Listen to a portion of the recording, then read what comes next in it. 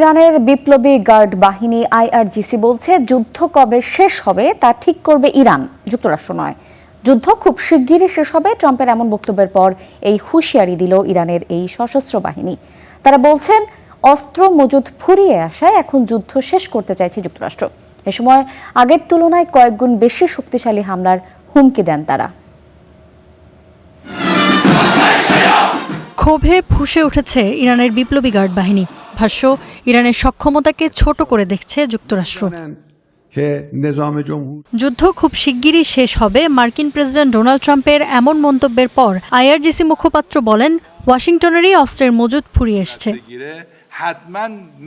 এখানেই থামেননি জেনারেল আলী মোহাম্মদ নাইনি। হুঙ্কার দিয়েছেন যুদ্ধ কবে থামবে তা ঠিক করবে ইরানই। সামনের দিনে আরও শক্তিশালী আঘাতের হুঁশিয়ারও দিয়েছেন তিনি।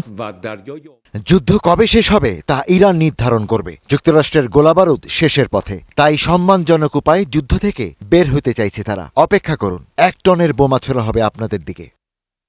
ইরানি রণকৌশলের তুরুপের তাস হরমুজ প্রণালী। মার্কিন ইসরায়েল হামলার পরপরই বাণিজ্যিক এই জলপথ বন্ধ করে রেখেছে ইরানি বাহিনী। ফলে বৈশ্বিক তেল সরবরাহ ব্যবস্থা সংকটে। এরই জেরে ট্রাম্পের হুঁশিয়ারি, তেল পরিবহনে বাধা দিলে এখনকার চেয়ে 20 গুণ জোরালো হামলার কবলে পড়বে ইরান। তবে তেহরান বলছে তেল নিয়ে বিশ্বে যে অস্থিরতা তৈরি হয়েছে তার জন্য ইরান দায়ী নয়। এছাড়া যুক্তরাষ্ট্রের সাথে আলোচনায় আর আগ্রহ নেই বলেও সাফ জানিয়ে দিয়েছেন পররাষ্ট্রমন্ত্রী আব্বাস আরাকচি।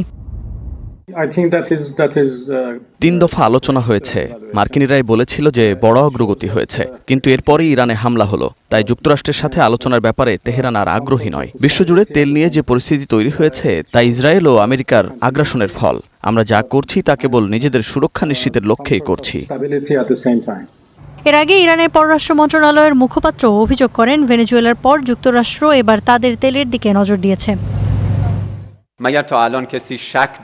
যুক্তরাষ্ট্র যে অন্য দেশগুলোর সম্পদ দখল করতে চায় তা নিয়ে কারো সন্দেহ থাকার কথা না।